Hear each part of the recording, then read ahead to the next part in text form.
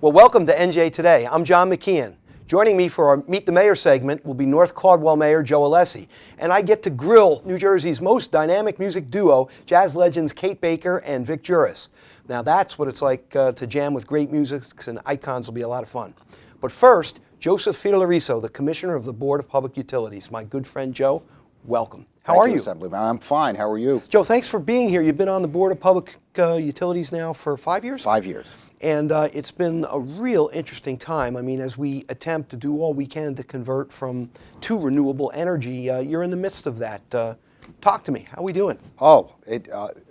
New Jersey has a great deal to be proud of. We are, per square mile, have more solar installations than any state in the union. We're number 2 in actual installations. California is number 1.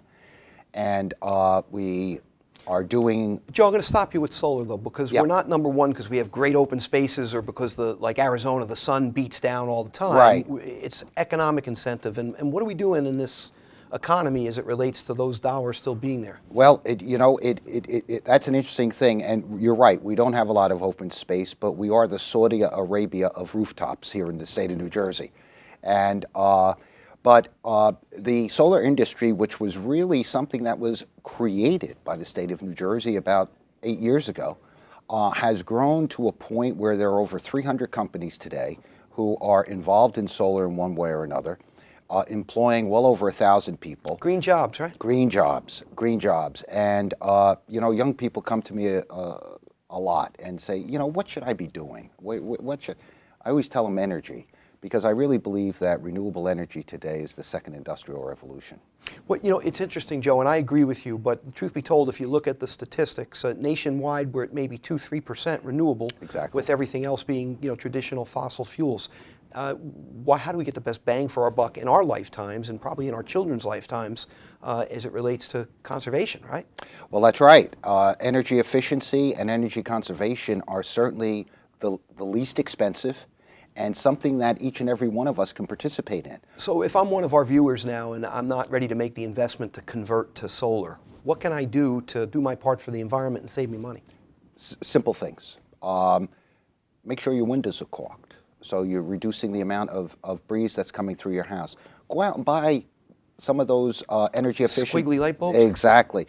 Do you know, John, if every household in America put only one of those light bulbs in, just one, we would save enough energy to power over 1 million homes. Wow, that's a really interesting statistic. And talking about that, Joe, how is it that BPU, Board of Public Utilities, supports the homeowner? Are there resources? Will they do an energy audit? Absolutely. How does that work? We have a number of programs, and I encourage your viewers to go on our website, njcleanenergy.com, for a list of a variety of programs. There are rebates available for people who buy Energy Star appliances, as an example, for weatherization programs, for putting in a new heating unit. So there are a multitude of programs that are available not only to the homeowner, to the residents, but also to businesses, to encourage them to conserve energy and to encourage them to practice energy efficiency. Now, Joe, you've had an interesting public career. You started off in education as a teacher.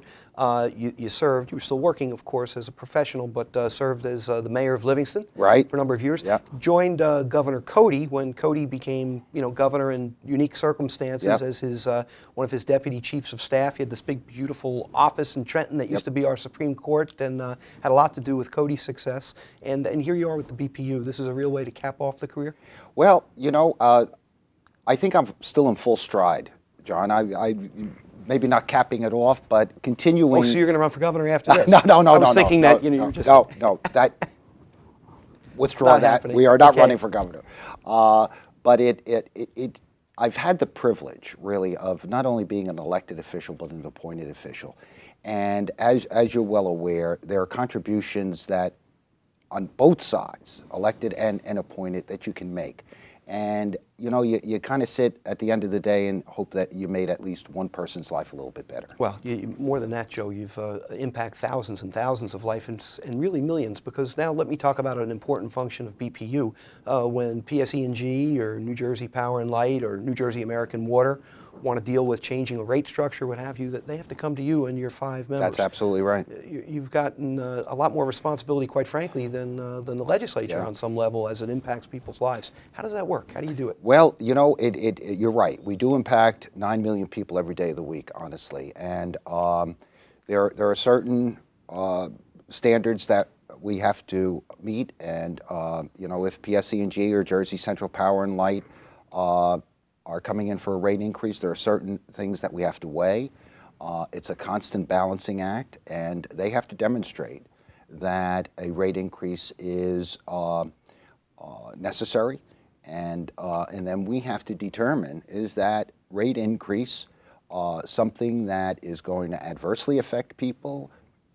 Is it warranted? Is it something that we should approve or not approve? It's going to adversely impact anybody to have to pay more, No especially question. in today's day and age. But That's on right. top of it, you got to keep the lights on. And doesn't that become Exactly. the balance? That becomes the balance.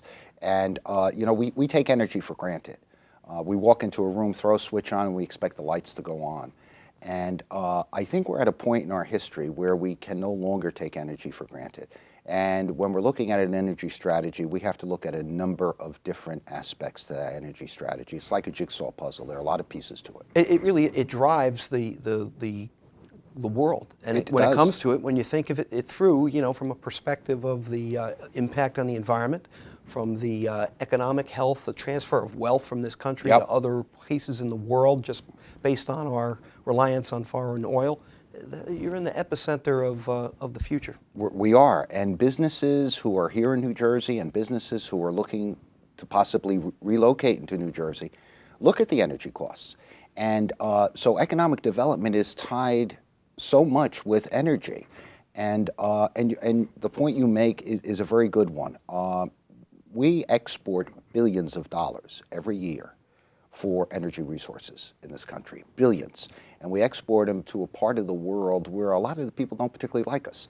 And so when we're talking about things like national security and we're talking about things that directly affect every American, we really have to evaluate as a country and have a national debate about it, in my opinion. What direction do we want to go as far as energy resources are concerned? It really drives what the future will be for this entire nation and the world. And the country that has cheap and renewable energy will be the place to thrive. There's no question. I agree. A little fishing place called Iceland. When they figured out geothermal, all of a sudden they've got Reynolds there that's making Reynolds wrap. It becomes an economic juggernaut for that reason. Exactly right. Exactly right. Well, Joe, speaking of the future, I know you're a proud grandfather. You have a lovely wife of 1 or 2 years now. Or maybe closer to 40, and you've got a blessed life. Yeah, I do. Brag about the grandchildren real quick. I have 3 granddaughters, 5, 3, and 18 months, and I have to tell you, having 3 granddaughters, Papa Joe gets a lot of hugs and kisses. Well, and from the whole state, we give them to you, Joe. Please look out for us. You have a very important position, and we enjoyed meeting and talking with you today. Thank you, and it's been a pleasure to be with you. Thank you, Joe. And